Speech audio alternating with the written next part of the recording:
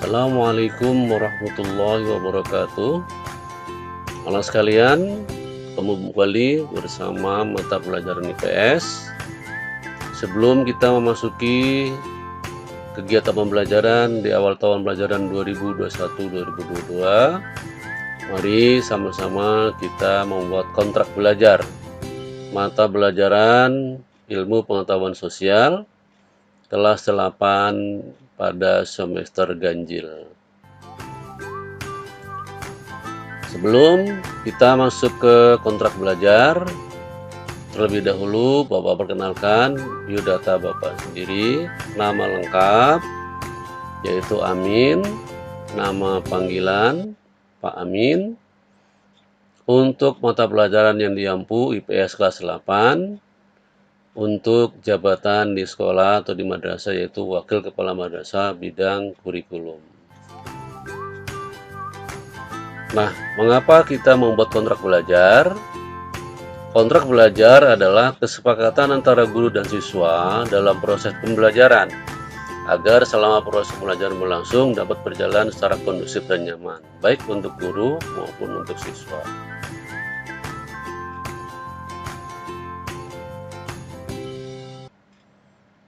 Kontrak belajar berisi yang pertama materi IPS kelas 8 terdiri dari dua bab. Bab pertama, interaksi antar ruang di Indonesia dan negara-negara ASEAN.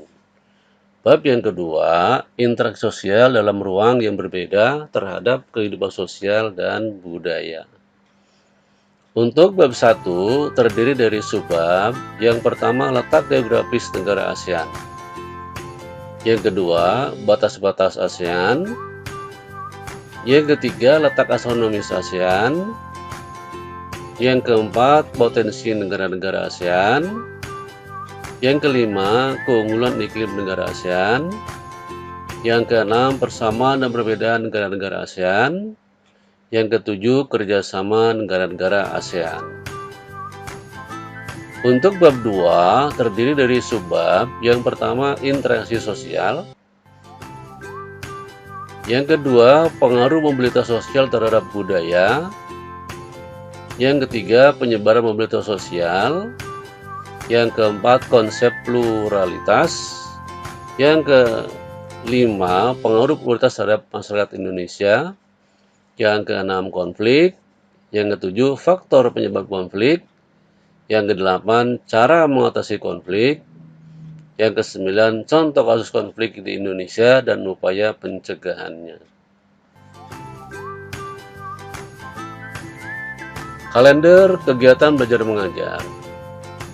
Untuk penilaian harian 1 diperkirakan pada minggu pertama bulan September tahun 2021.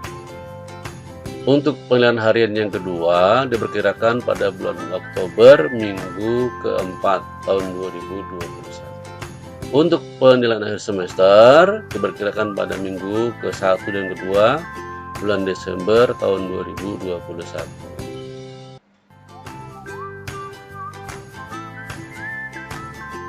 Baiklah, untuk penilaian IPS, untuk pengetahuan terdiri dari penilaian harian, tugas, dan penilaian akhir semester. Yang kedua, penilaian keterampilan terdiri dari kinerja, produk atau proyek, dan portofolio. Untuk tambahan nilai, keaktifan dan kehadiran kalian dalam kegiatan pembelajaran merupakan nilai tambah bagi kalian dalam mata pelajaran IPS.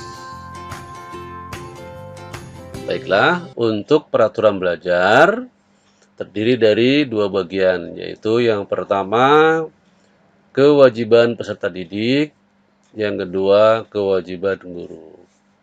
Kewajiban peserta didik terdiri dari yang pertama, peserta didik harus melaksanakan kegiatan daring sesuai dengan jadwal yang telah ditentukan.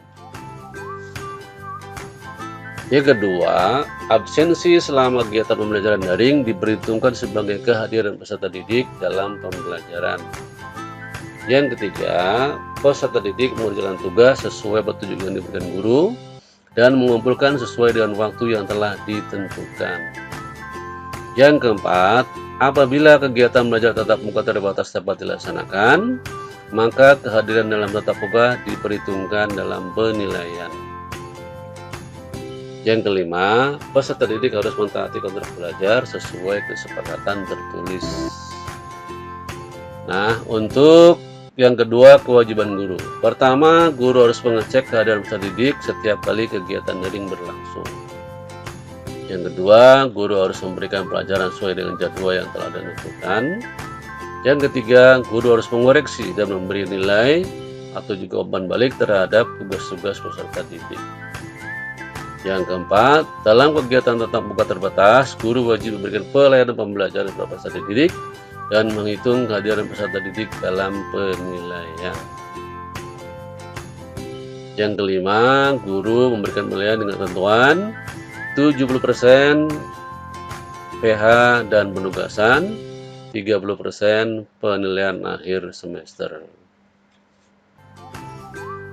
Demikianlah kontrak belajar mata pelajaran IPS kelas 8. Yuk kita persiapkan apa yang mesti diperlukan untuk mengarungi pembelajaran pada semester ganjil tahun pelajaran 2021-2022. Kalian simak baik-baik apa yang nanti akan kita laksanakan dan mudah-mudahan tercapai apa yang kita rencanakan. Sampai jumpa di lain waktu. Terima kasih. Semoga tugas-tugas kita bersama dapat dilaksanakan